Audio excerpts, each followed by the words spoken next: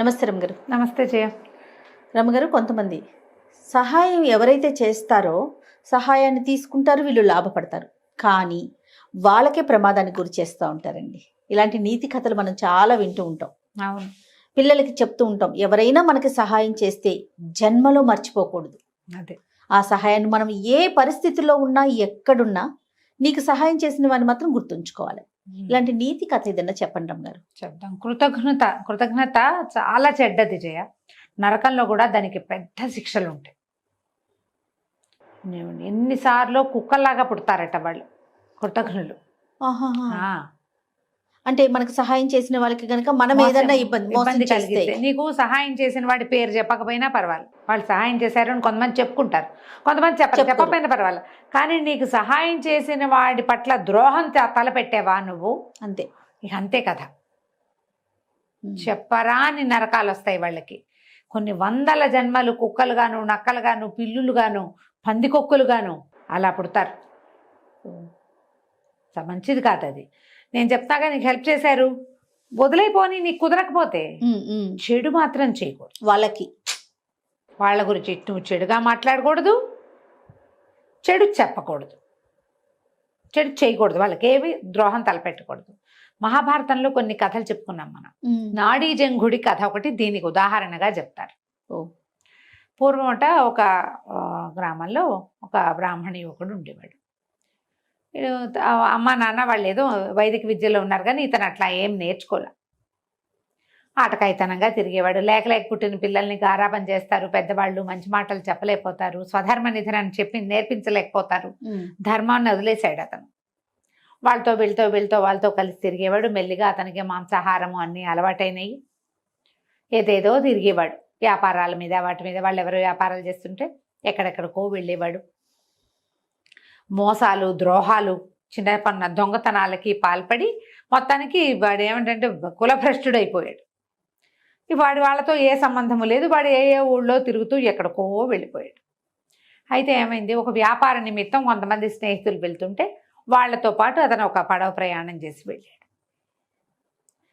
ఆ పడవ పగిలిపోయింది. అందరూ ఎవరి దారిని వాళ్ళు కొట్టుకుపోయారు నీళ్ళకి. ఇతను ఒక ప్రాంతానికి చేరాడు. అప్పటికి 3-4 రోజులుగా ఈ నదిలో, సముద్రంలో కొట్టుకుపోయి ఆహారం లేదు, చాలా దుర్భరమైన పరిస్థితిలో ఉన్నాడు. ఇతను వెళ్ళిన ప్రాంతంలో దీని మీద ఏమంటారు, ఒక చిన్న ద్వీపం లాంటి దాని మీద పెద్ద వటవృక్షం ఉందట, చాలా పెద్దది.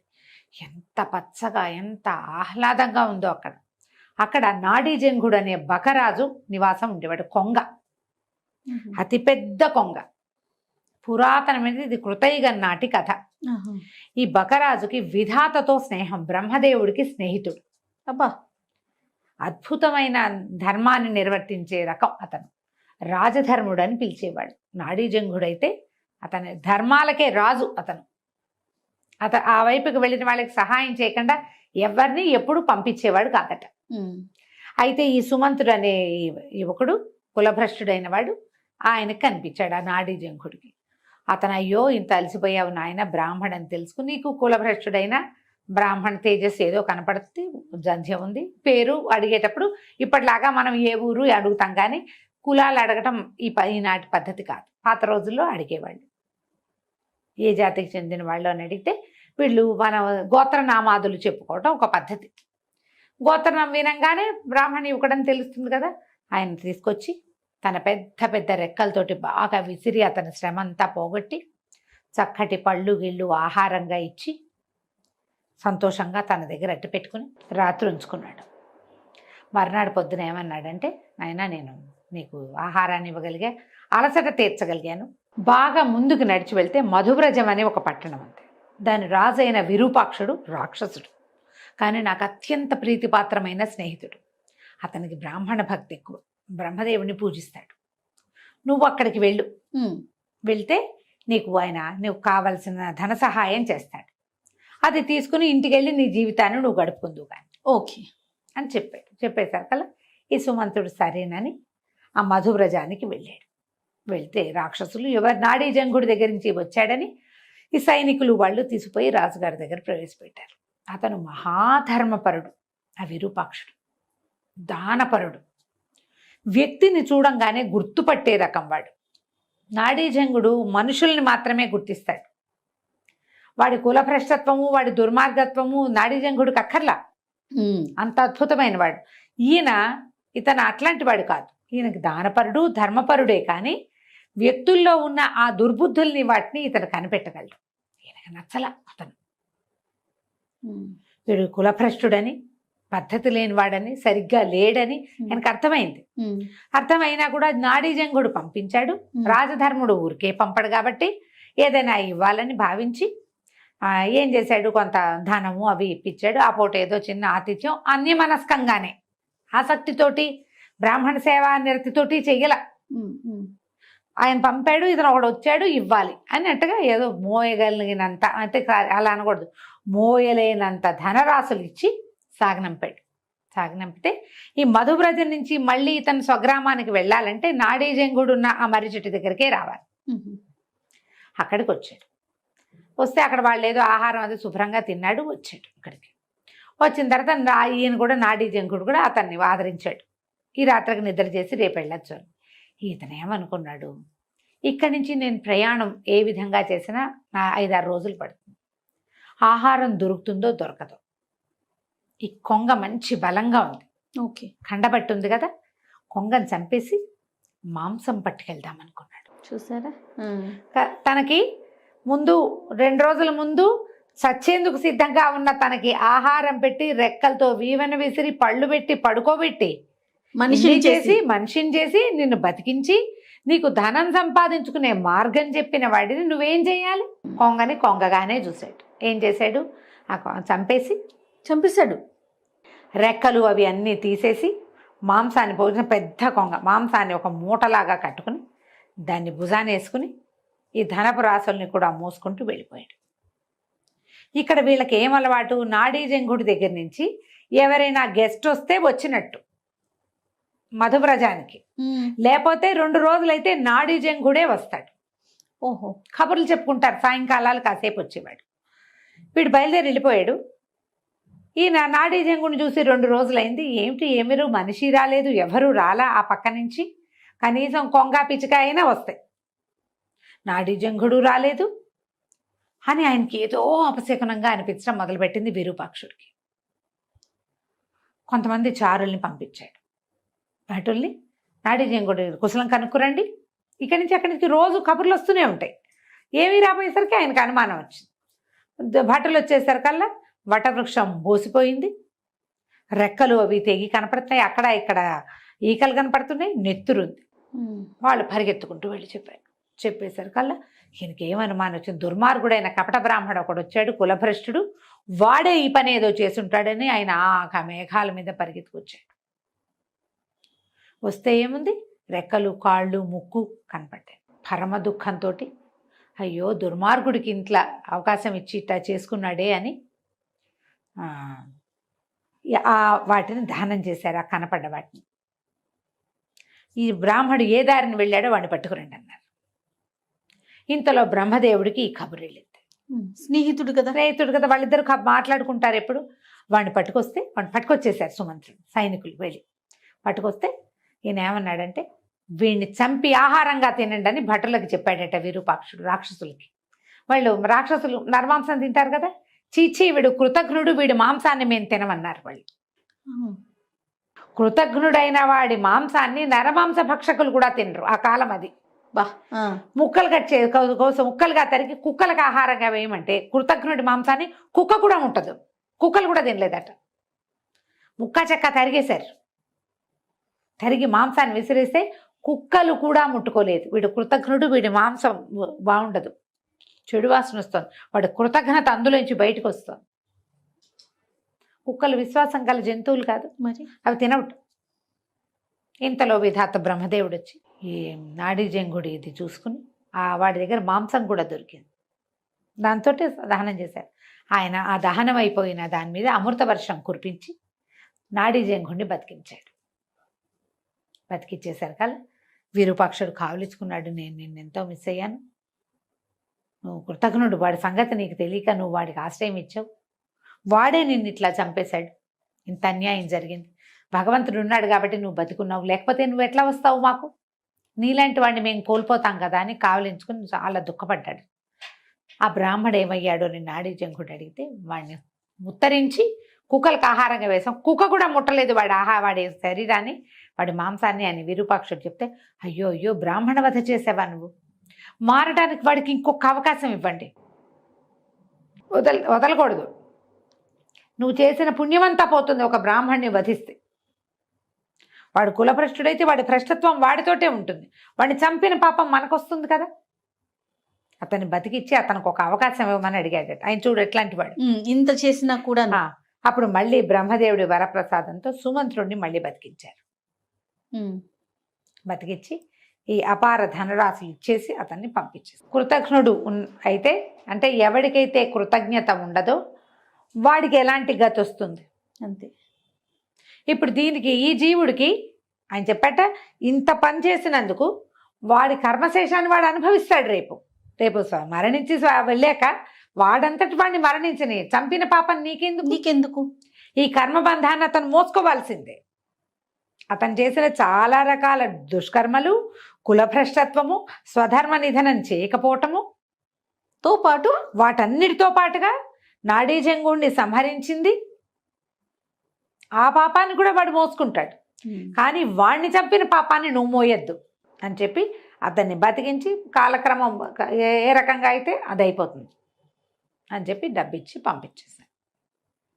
ఇలాంటి కథలు మహాభారతంలో ఎన్ని ఉంటాయో జయ. ఎంత బాగుంది రమ్మగారు కదా, చాలా విశేషమైన కథ.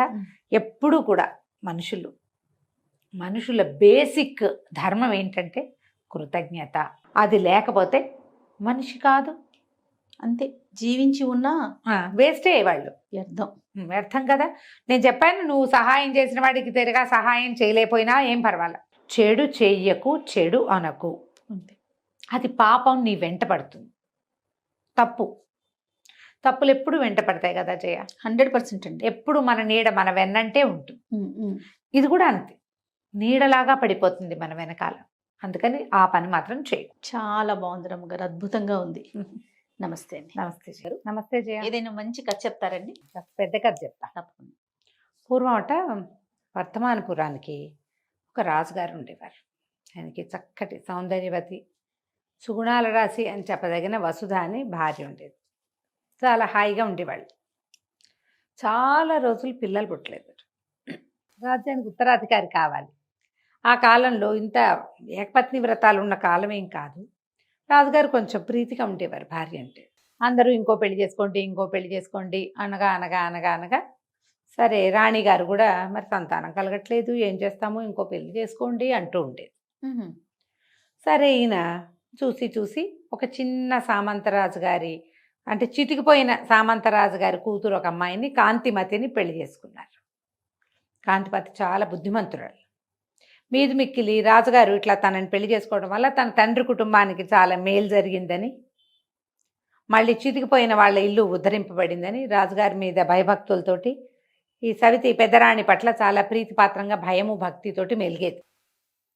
ఎంతో బాగుండేది. ఆమంత బుద్ధిమంతురాలు అవటంతో రాజుగారు ఆవిడని బాగా ప్రీతిగా చూసేవాడు. మొదట్లో బాగానే ఉంది, రేపొద్దున పిల్లలు పుడతారులే అనుకునేది.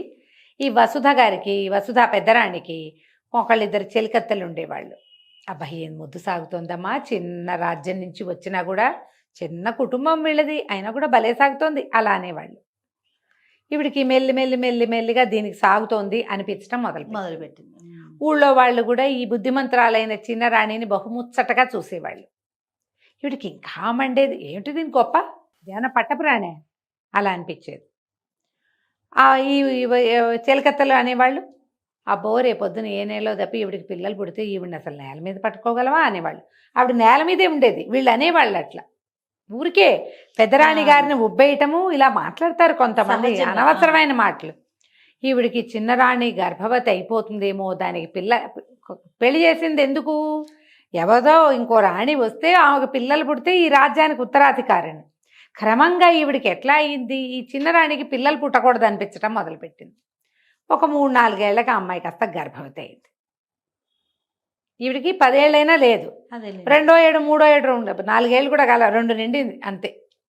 నెల తప్పేసరికల్లా ఈవిడికి భయం పట్టుకుంది. ఎలాగైనా ఆ కడుపు పోగొట్టడానికి విశ్వ ప్రయత్నం చేసింది. ఎప్పుడు అది ఎందుకో వర్కౌట్ కాల, పాపం చేయలేకపోయింది. ఏదో ట్రై చేసేది, కుదిరేది కాదు. సరే, ఈ చిన్నరాణి భయభక్తులతో ఉండేదిగా పెద్దరాణి పట్ల. అక్క నుంచోమంటే నుంచునేది, కూర్చోమంటే కూర్చునేది. ఈవిడేం చేసింది, నీకు సులువుగా పురుడయ్యే మార్గం నేను చెప్తా, మా పుట్టింట్లో అంతా ఇదే చేసేవాళ్ళు అని చెప్పి తన మందిరంలో ఒక పెద్ద నిచ్చెనేయించి కళ్ళకు గంతలు కట్టించి చిన్నరాణికి ఎక్కి దిగు, ఎక్కాలి దిగాలి, ఎక్కి దిగితే సులువుగా పురుడు వచ్చేస్తుంది. ఈ అమ్మాయి ఆవిడ ఏం చెప్తే అది చేస్తుంది. ఈ నిచ్చెన ఎక్కటం దిగటం మొదలుపెట్టింది, ఎక్కుతోంది. అయితే ఈవిడేం చేసింది, ముందే ఈ మంత్రసానికి చెప్పింది, యువరాణికి చిన్నరాణి గారికి ఏ పిల్ల పుట్టినా సరే పిల్లని బయట పారేస్తాం, చిన్నరాణికి కప్పలు పుట్టాయని చూపించాలి మనం, నువ్వు కాసిన కప్పలు తీసుకురా అని చెప్పింది. ఆ మంత్రసాని ఈ రాణి గారి పెద్దరాణి గారి పుట్టిన ఊరిదే, ఈవిడ మాటే దానికి వేదం. ఆ మాత్రం ఒళ్ళు మంట ఎవరికైనా ఉంటుంది. అదేం పనమ్మా, కావాలని పెళ్లి చేసుకున్నాం, ఈ పిల్ల పుట్టబోయే పిల్ల మన రాజ్యానికి ఉత్తరాధికారి, అలాంటి మాటలు చెప్పాల. కొన్ని చెప్పవు, కొన్ని ఘటాలు అట్లా ఉంటాయి. కాసిన కప్పలు పుచ్చుకొచ్చింది, అదొక డబ్బాలో వేసి పట్టుకొచ్చింది, మూటల్లే కట్టింది, పట్టుకొచ్చాక ఏమైంది, సరే ఈ మీరు ఎక్కి దిగుతుంటే నొప్పులు వస్తున్నాయి ఈ చిన్న రాణికి. ఎక్కగా దిగగా 3 ట్రిప్పులు ఎక్కి దిగాక 4వసారి ఎక్కబోతుంటే పెద్ద నొప్పి వచ్చి బిడ్డ జారి కిందకి వచ్చేసింది. 2 పిల్లలు పుట్టారు. ఏదో బరువు దిగిపోయినట్టు తెలిసింది కానీ ఆ అమ్మాయికి పురుడు వచ్చినట్టు అర్థం కాలేదు. ఎక్కుతోంది, ఆ ఎక్కే కష్టంలో ఈ జారిన కష్టం ఆవిడకి తెలియలే. ఈ మంత్రసాని టక్కిన పిల్లలిద్దరినీ పట్టుకుంది, అయిపోయిందని ఏ బొడ్డు కోసేసింది. 2 ఆడపిల్ల ఒకటి, మగపిల్లాడు ఒకటి. మరుక్షణం చెలికత్తెలు దింపేశారు చిన్నరాణిని.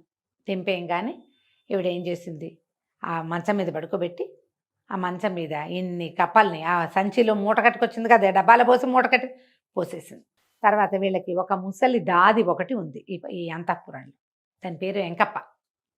ఆ వెంకప్పకిచ్చి ఈ పిల్లలిద్దరిని పాతి పెట్టేయమని పంపించారు. వెంకప్ప పిల్లలిద్దరిని మోసుకెళ్ళిపోయింది. ఇది సరిగ్గా చీకటిగా కను చీకటి పడుతున్న సమయంలో జరిగింది.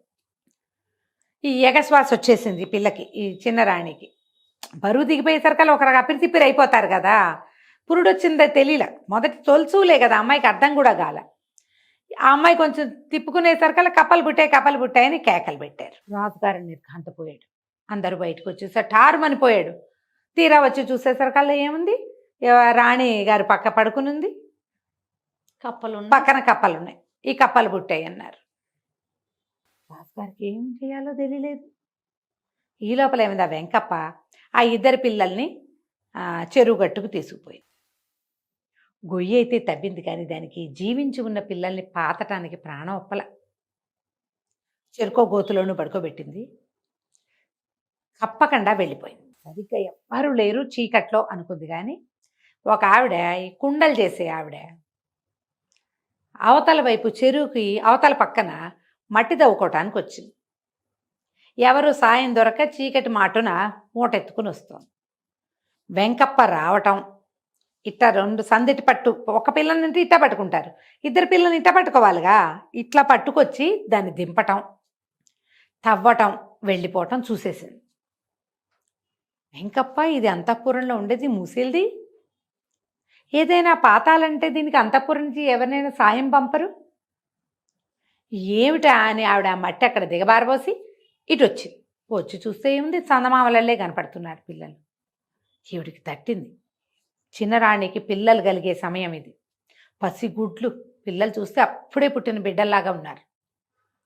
ఇంకా ఏమి గట్టి కదలికలు కూడా లేవు, కళ్ళు ఆర్పి తెరిచి చేస్తున్నారు. అప్పుడే పుట్టిన పిల్లలకి ఏమి వస్తుంది, ఇంకా పెద్ద ఏడ్చేసా ఇది కూడా లేదు.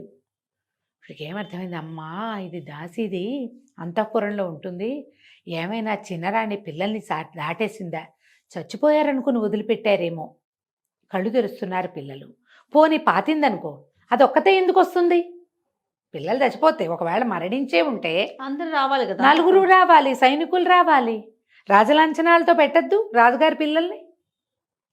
ఏమిట్రా అని ఏం చేసింది, చటుకుని పిల్లలిద్దరిని ఎత్తుకుని ఇంటికి తెచ్చేసుకుంది. ఊళ్ళోకి వచ్చేసరికల్లా చెప్పుకుంటున్నారు చిన్న రాణికి కప్పలు పుట్టాయని. వీడికి అర్థమైంది, ఆహా ఏదో జరిగిందిరా, అందుకనే ఇట్లా చేశారు. ఈవిడ పరమ నిశ్శబ్దంగా పిల్లల్ని ఇంట్లోకి తెచ్చేసుకుంది. ఆ చుట్టుపక్కలంతా దాన్ని ఆవిడకి కావాల్సిన వాళ్ళే ఉన్నారు, ఎవ్వరికీ చెప్పాల. ఈ రోజే అంటే ఏదైనా ఆలోచిస్తారు. 5-6 రోజుల తర్వాత పిల్లలు దొరికినట్టు వార్త బయటకు వదిలిపెట్టింది. మరి ఇప్పుడు అందిస్తే ఏం చేస్తారో వాళ్ళు, కనీసం బతికుంటారు కదా. ఈ లోపల రాజుగారు ఏం చేశారు, ఈ లేక లేక రెండో పెళ్లి చేసుకుంటే ఈ పిల్లకి కప్పలు పుట్టాయని ఆవిడని చూస్తే ఒక రకమైన ఇష్టం ఆయనకి. ఈ అడవిలో ఒక ఇల్లు కట్టించి చిన్న రాణిని అక్కడికి షిఫ్ట్ చేశారు. ఇంకా ఆవిడ దగ్గరికి ఆయన వెళ్ళల. పెద్ద రాణి గారు భర్త సంతోషంగానే ఉన్నారు. సంతానం ఏది? ఏ సంతానం కోసం భర్తకి రెండో పెళ్లి చేశామో ఆ సంతానాన్ని ఇల్లు దాటిచ్చి ఆ భార్యని అవతలకు పంపించి ఏం సాధించిందో పెద్దరాణి ఆవిడకి ఒళ్ళు తెలియలా. చుట్టుపక్కల ఉన్న వాళ్ళైనా ఇది పొరపాటు తప్పు అని చెప్పలేదు. చెప్పరు కదా జయ ఎవరు. అసలు నువ్వు చేసేది పొరపాటు అని అసలు ఎప్పుడైనా వింటామా మనం? చాలా తక్కువ వింటామండి. అలా చెప్పినా తీసుకోరు రమ్మగారు. అలా చెప్పిన వాళ్ళు దూరం పెడతారు, తీసుకోరు. ఆ వెంకప్పో ఎవరో ఒకళ్ళు ఇలా రాణిని బయట పెడితే పీకొత్తరిచ్చేస్తారని భయపడి భయం. ఇక మళ్ళీ రాజుగారు కాతే రాజుగారికి మెల్లిగా ఏదో అనారోగ్యం వచ్చేసి ఆయనకి ఎంతసేపు ఆ పక్క యువరాణి చిన్నరాణి ఆమె పక్కన పడుకున్న కప్పలే కనపడేవి. శారీరకంగా దుర్బలంగా అయిపోయాడు. మనసులో కూడా ఏంటో నిద్ర పట్టదు, యాంగ్జైటీ, ఏదో తప్పు చేసిన భావన. ఇక కుమ్మరి ఆవిడ దగ్గర పెరుగుతున్న పిల్లలు లక్షణంగా పెరిగారు. అందరూ అనేవాళ్ళు, భలే పిల్లలు దొరికారు, ఎంత చురుకో ఎంత తెలివో అని. 5-6 సంవత్సరాలు వచ్చేసినాయి పిల్లలకి. ఈ 5-6 ఏళ్ళు వచ్చేసరికి పుష్కలంగా మాటలు, తెలివైన మాటలు పిల్లలు, ఎంత చురుకు పిల్లలు. అందరూ అనేవాళ్ళు, భలే పిల్లలు దొరికారు, భలే పిల్లలు దొరికారు. అయితే ఏమైంది, రాజుగారికి అనారోగ్యం తగ్గల. ఈ లోపల పై ఊళ్ళ నుంచి ఎవరో జ్యోతిష్యులు వచ్చారు. వాళ్ళన్నీ లెక్కలు కట్టి, మరి ఇక మీకు కప్పలు కనిపిస్తున్నాయంటే బంగారు కప్పల్ని దానం చేయండి ఒకటి, తర్వాత ఊరందరికీ సంతర్పణ చేయండి అని చెప్పారు. చెప్పేసరికల్లా సరే ఈయన బోళ్ళని పూజలు అవి చేయించి మరి కప్పలు చేయించారు బంగారంతో. బ్రాహ్మలకి దానం ఇప్పించారు. ఆ రోజున ఊళ్ళో సంతర్పణ. అయితే ఊరంతా సందడిగా ఉంది. ఈ కుమారావిడ దగ్గర ఉన్న పిల్లలు మామ ఏంటే ఊరంతా సందడి, ఎందుకే ఎంత గోల్ చేస్తున్నారు, ఏంటే ఊరంతా తాషా మార్పాలు మోగుతున్నాయి ఎందుకే అని మా అమ్మని అడుగుతున్నారు. ఆవిడ కొంచెం పెద్దది కదా. అడిగితే ఏమంది, రాజుగారు భోజనాలు పెడుతున్నారు అంటే మనమో వెళ్దామా భోజనానికి, ఏం పెడతారని అడిగారు పిల్లలు. ఆవిడ ఏం చెప్పింది, రాజుగారు ఆ స్వీట్లు పెడతారు ఈ స్వీట్లు పెడతారు అన్నీ పెట్టి, రాజుగారికి కప్పలు పుట్టేరా, కప్పలు పుడతాయా ఎవరికైనా మనుషులకి, కప్పలకే కప్పలు పుడతాయి కానీ అన్నారు పిల్లలు. అప్పుడు ఇప్పుడు ఏం చేసింది, ఒరే ఒక ఆట ఆడదాం అని చెప్పి సంతర్పణ భోజనాల్లో ఏం చెయ్యాలో పిల్లలకి వైనంగా నేర్పించింది, ప్రాక్టీస్ చేయించింది. ఆ సంతర్పణ సమయానికి ఈవిడ చుట్టాల్లో ఎవరికో అనారోగ్యం వచ్చి ఈవిడ అక్కడికి వెళ్ళాల్సి వచ్చింది. పిల్లలిద్దరికీ, ఒరే నాయన నేను అక్కడికి వెళ్తున్నాను, సంతర్పణ భోజనానికి మాత్రం వెళ్ళండి, నేను చెప్పినట్టు చెయ్యండి అనేసరికి సరేనన్నారు. పిల్లలు కూడా సంతర్పణకి వెళ్ళారు. భోజనాలు అందరికీ పెడుతున్నారు లైన్గా. ఈ పిల్లలిద్దరి దగ్గర, ఆడపిల్ల దగ్గర ఒక ఆడబొమ్మ, మగపిల్లడి దగ్గర ఒక మగబొమ్మ ఉన్నాయి.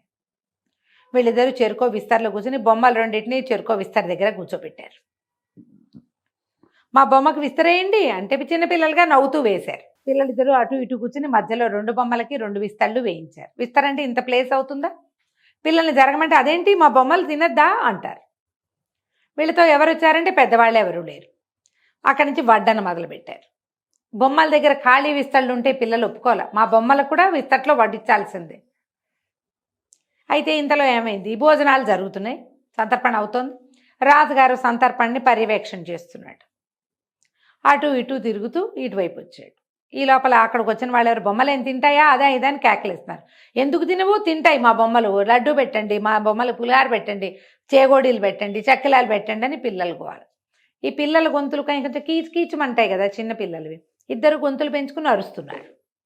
ఈ మాట్లాడే వాళ్ళ మాటలు సందట్లో ఏమిటి అని రాజుగారు ఆరాధీయటానికి వచ్చాడు. వచ్చేసరికల్లా ఆయన నవ్వుతూ పిల్లల్ని చూసరికి ఆయనకు ముద్దొచ్చింది. చక్కగా ఉన్నారు చిలకలల్లే. నాయన బొమ్మలు అన్నాలు తింటాయా అంటే, ఎందుకు తినవండి, చక్కగా తింటాయి, మా బొమ్మలు ఎప్పుడూ అన్నం తింటూనే ఉన్నాయి, పెట్టించండి అంటే బొమ్మలు అన్నం తినవు నాయన. ఎందుకు తినవండి, మనుషులకు కప్పలు పుట్టట్లా, మనుషులకు కప్పలు ఎట్లా పుడతారో బొమ్మల అన్నాలు అట్లాగే తింటాయి ఆనంగానే రాజుగారికి మెరుపు కొట్టినట్టు అయిపోయింది. నిజం, మనుషుల కప్పలు ఎట్లా పుడతాయి అంటే పసిపిల్లలు చెప్పే వరకు కూడా ఆయనకు ఆలోచన రాలా. ఇక నిర్ఘాంతపోయాడు. నిజమే ఆ మాట. నాయన ఎవరు మీరు ఏమిటి అని అడిగితే మేము కుమ్మరావిడ పిల్లలం అన్నారు. ఉసూరు అనిపించింది. 5-6 ఏళ్ల క్రితం రాణిని కప్పలు పుట్టాయినే కదా తీసుకెళ్ళి అక్కడెక్కడో పెట్టాం. ఈయన ఈ భోజనాల హడావిడి వదిలిపెట్టి పరిగెత్తుకుంటూ రాణిని తెచ్చుకున్నాడు, చిన్న రాణిని. ఆవిడకి ఆ రోజు ఏం జరిగిందో చెప్పే అవకాశం కూడా ఇవ్వలేదు. ఈ పిల్లలు ఎవరి దగ్గర ఉన్నారో ఎవరి పిల్లలో ఆవిడని పిలవండి అన్నాడు. కుమ్మరావిడ వచ్చింది. కుమ్మరావిడిని అడిగాడు, మీ పిల్లలు ఇంత తెలివిగా ఉన్నారంటే ఎందుకుండారు మహాప్రభు, రాచబిడ్డలు. వెంకప్ప పాతి పెడుతుంటే తీసుకున్నాను నేను. మా కుమ్మరి వాళ్ళ పిల్లలకైతే ఇన్ని తెలివితేటలు మట్టి తొక్కే తెలివితేటలే ఉంటాయి. లోకజ్ఞానం రాచపుటకి సహజంగా ఉంటుంది, మీకు లోపించింది కానీ మీ బిడ్డల్లో లోపించలేదు. అది ఆ రోజు రాత్రి వెంకప్ప ఇక్కడ పాతి పెడుతుంటేనే నేను తీసుకున్నాను, మీరు వెంకప్పని పట్టుకోండి. వెంకప్పని పిలిచారు. ఆవిడ లబోదిబోమని ఏడ్చింది. మంత్రసాని రాణిగారు అప్పచెప్పారు. మంత్రసానిని పట్టుకున్నారు. రాణిగారికి కవల పిల్లలు పుట్టారు, ఒక ఆడపిల్ల ఒక మగ పిల్లవాడు. నిచ్చెన మీద నుంచి జారుతుంటే పట్టుకున్నాను అని చెప్పి. పురుడు నిచ్చెన మీద ఎందుకు అయ్యింది అని అడిగాడు రాజు. అడిగితే నిచ్చెన ఎక్కిచ్చారు. నిండు గర్భిణిని నిచ్చెనెక్కితేనే పురుడు సులువవుతుందని నమ్మించి, నీ మాట నమ్మితే ఆ నిచ్చెన ఎక్కించి ఆమె ఒక బిడ్డనైనా దక్కనివ్వలేదుగా. అంతే, ఇహ చిన్న రాణిని అక్కడి నుంచి తెచ్చి పెద్ద రాణిని అక్కడ పంపించారు. ఈ పిల్లలిద్దరిని ఇంట్లో పెట్టుకున్నారు. తన పిల్లల్ని రక్షించినందుకు కుమ్మరావిడ శాశ్వతంగా ఆవిడ మరణం వరకు రాజకుటుంబంతో పాటే ఉంది. ఆలోచించరు మనుషులు. ముందే ఎందుకు మెరుపు కొట్టలేదు ఆయనకి, ఇలా ఎలా జరిగింది, అసలు పురుడు ఎట్లా వచ్చిందో కూడా కనుక్కోవాలి. చిన్న రాణికి ఆసరా లేదు కాబట్టి పెద్ద రాణిదే రాజ్యం. కాదు కంచికి మనం ఇంటికి. బాగుంది రమ్మగారు. నమస్తే. నమస్తే జయ. నమస్తే రమ్మగారు. నమస్తే జయ. రమ్మగారు, మీరు పీసీ సర్కారు మెజిషియన్ స్టోరీస్ చెప్తా ఉన్నారు కదా, ఒకటి చెప్పుకుందాం. భలే ఉంటాయి. కథంతా ఉంటుంది. ఒక చిన్న మ్యాజిక్ ట్రిక్ అనమాట. సుందరబనాలు అనే ఒక రాజ్యం ఉండేదట. ఆ రాజుగారికి ఒక కుమారుడు ఉండేవాడు, శీలకుమారుడు అతని పేరు. రాజుగారు మంచి కంట్రోల్లో ఉంచేవాడు అబ్బాయిని. అయితే వివాహానికి ముందు తీర్థయాత్రలు అవి అంటే ఊళ్ళు తిరగటము ఒక పద్ధతిగా ఉండేది అక్కడ. పిల్లలు చదువు అయిపోయాక రాకుమారిని బయటికి పంపించేవారు. ఈ శీలకుమారుడు కూడా అట్లాగే తను చుట్టూ అన్ని రాజ్యాలు చూసి ప్రపంచాన్ని తెలుసుకోవటం. తర్వాత వివాహం చేసేవాళ్ళు. ఆ తర్వాత ఏం చేసేవాళ్ళు, రాజ్యాధికారం. ముందు యువరాజు పట్టాభిషేకం చేసి రాజ్యాధికారం మెల్లిగా రావాలంటే ఈ లోపల అంతఃపురాల్లో ఉండటము, తర్వాత గురువు దగ్గర ఉండటము, ప్రపంచాన్ని చూసేది అవకాశం లేదు కదా. అవును కదా. అందుకని ఒక పర్యటన అలా తిరుగుతూ ఉండటం అందుకని చెప్పి శీలకుమారిని పంపించారు. ఇతను ఈ సుందరబనాల నుంచి బయటికి వెళ్ళి తమకి కొంత దూరంలో ఉన్న ఒక కోసల రాజ్యానికి వెళ్ళాడు. రాజ్యం భలే అందమైందట. కోసల దేశానికి ఒక పెద్ద నగరం, అదేదో చెప్తారు దాని పేరు, జైపూర్ లాంటిది ఏదో, జైపురం. ఆ నగరమే దాని రాజధాని. జైపురం చాలా బాగుంటుందని అందరూ చెప్పగా విని ఈ శీలకుమారుడు ఆ జైపురానికి వెళ్తే సరే చాలా బాగుంది. ఆ వెళ్తూ ఉంటే ఒక పెద్ద పెద్ద తోటలు కనపడ్డాయి అతనికి. బయట నుంచి చూస్తేనే చాలా ఆకర్షణీయంగా ఉంది. అందులోకి వెళ్ళబోయాడు. లోపలికి వెళ్ళబోతే తోటమాలి వాళ్ళు అడ్డుకున్నారు. వాకిట్లో ఉన్న వాళ్ళు, సెక్యూరిటీ వాళ్ళు ఉంటారు కదా, ఇది అందరూ వెళ్ళేది కాదండి, మీరు ఎక్కడో బయట ఊళ్ళ నుంచి వచ్చినట్టు, ఈ ఊరు వాళ్ళు ఎవరు ఇందులోకి వెళ్ళరు, ఇది రాజకుమార్తె శాలిని యొక్క సొంత ఉద్యానవనం, ఆమె తిరుగుతుంది. ఇది ఇప్పుడు మీకు ఇక్కడ కనపడుతుంది కానీ కోటకి అంతఃపురానికి అనుసంధానంగా ఉన్నది ఇది. అంతఃపురం నుంచి యువరాణి బయటికి రోడ్ల మీదకి రాకుండా ఒక మార్గం గుండా ఇందులోకి వచ్చేస్తుంది. ఇప్పుడు అంతఃపురానికి అనుసంధానంగా ఉన్నట్టు అనమాట ఇది. ఇందులోకి బయట వాళ్ళు వెళ్ళకూడదు, మగవాళ్ళు స్ట్రిక్ట్లీ నో అండి, కుదరదని పంపారు. కానీ ఇతనికి ఆ లోపల నుంచి వస్తున్న పువ్వుల గాలి, పళ్ళ వాసనలు, ఆ బయట ఉన్న క్యానోపీ లాగా కనపడుతుంది అనమాట, అదంతా ఇట్లా దీనిలాగా కనిపిస్తుంది. చాలా ఆకర్షణీయంగా ఉంది, చల్లగా ఉంది. అక్కడ నుంచుంటే వెళ్ళాలనిపించింది. ఏం చేశాడు, సరే రెండో పక్క అక్కడి నుంచి వదిలి సరేనని వచ్చేసాడు. కాదు కూడదు అంటే వాళ్ళకే తెలిసిపోతుంది వీడు వేరే మార్గం ట్రెస్ పాసింగ్ చేస్తాడని, అవునులే. సరిహద్దులు దాటేస్తాడని అనుమానం వస్తుంది. అక్కడ సరేనని వచ్చేసాడు. ఇంకో రోడ్డు వైపుకి వెళ్ళాడు. వెళ్ళేసరికల్లా అక్కడ కూడా ఇదే తోట కనపడుతుంది అతనికి. అది ఇక్కడి నుంచి అక్కడ దాకా ఉంది. ఓహో. సరే ఎవరు లేరని చూసి ఇతను ఏం చేశాడు, గుర్రాన్ని కొంచెం అవతలగా కట్టేసి మాటుగా కాస్త చాటుగా కట్టేసి చల్లగా ఆ గోడ దూకి లోపలికి వెళ్ళాడు. వెళ్తే ఎంత బాగుందో, మన ఊళ్ళలో లేవు ఇలాంటివి అనిపించింది. వాళ్ళ ఊళ్ళో ఏంటి రాజకుమార్తెలు లేరు, వాళ్ళకి అబ్బాయిలు ఉన్నారు. అబ్బాయే ఉన్నది. అబ్బాయి కోసం అతను వేటకు అడవికి వెళ్తాడు. అతనికి తోట అవి ఎందుకు, ఏవో మామూలుగా తోటలు పెంచారు.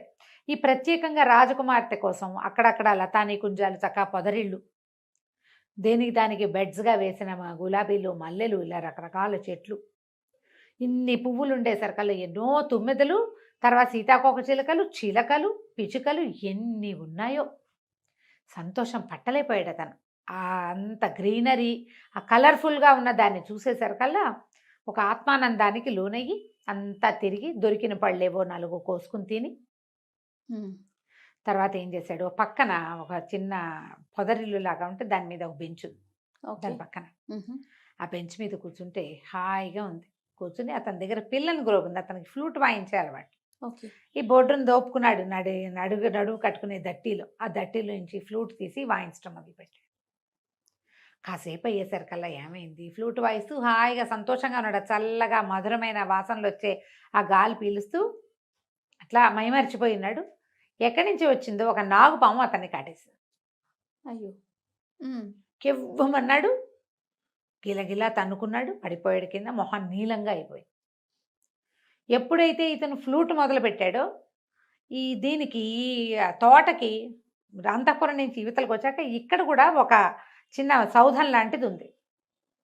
రాకుమార్తె ఒక 2 చెలికత్తెలతోటి అక్కడ వచ్చి ఉంది.